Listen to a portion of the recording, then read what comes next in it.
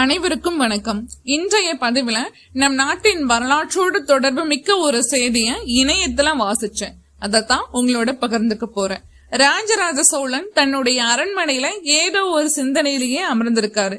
இந்த உன்னிப்பா கவனிச்ச அமைச்சர் அவர் பக்கத்துல போய், அரசே, நம்ம பெருவுடையார் கோவிலுக்கு தான் ஏராளமான நன்கொடைகள் வந்துருச்சே, அப்படி இருக்கும் போதும் நீங்க ஏதோ ஒரு சிந்தனையிலேயே அமர்ந்திருக்கீங்களே அப்படின்னு கேக்குறாரு. இதற்கு அரசர் பதில் சொல்றாரு, இந்த பெருவுடையார் கோயில் சோழ பேரரசோட அடையாளம். இது 1000 ஆண்டுகளை கடந்தும் நிலைத்து நிற்கணும். அத பத்தி தான் நான் சிந்திச்சுட்டு இருக்கேன்.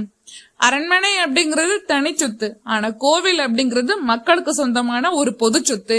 இந்த பொது சொத்துல எல்லா மக்களுக்கும் பங்கு இருக்கணும். சோழ நாட்டுல கடைக்கோடியில வாழக்கூடிய சிற்றூர் மக்களுக்கு கூட இதுல பங்கு இருக்கணும். அப்படி இருந்தாதான் மக்களுக்கும் கோவிலுக்குமான உறவு மேம்படும். அதற்கான திட்டத்தை தான் நான் சிந்திச்சுட்டு இருக்கேன் அப்படிங்கிறாரு.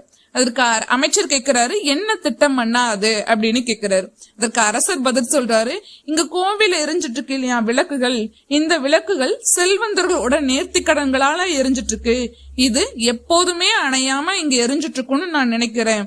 அதற்கு என்ன செய்ய போறேன் அப்படின்னா, சோழ நாட்டுல கடைக்கோடியில வாழக்கூடிய ஏழை மக்களுக்கு கால்நடைகளை அன்பளிப்பா கொடுக்க போறேன். அதற்கு பதிலா மக்கள் இங்கு தீபம் எரிவதற்கு நெய்யை மட்டும் கொடுத்தா போரும். இதற்கான ஆணைய இப்ப உடனே பிறப்பிக்க போறேன் அப்படின்னு சொல்லிட்டு அரசர் ஆணை பிறப்பிக்கிறாரு. 8 திசைகளுக்கும் சென்றிடுங்கள். அங்க இருக்கக்கூடிய ஏழை மக்களுக்கு கால்நடைகளை அன்பளிப்பா கொடுத்துருங்க.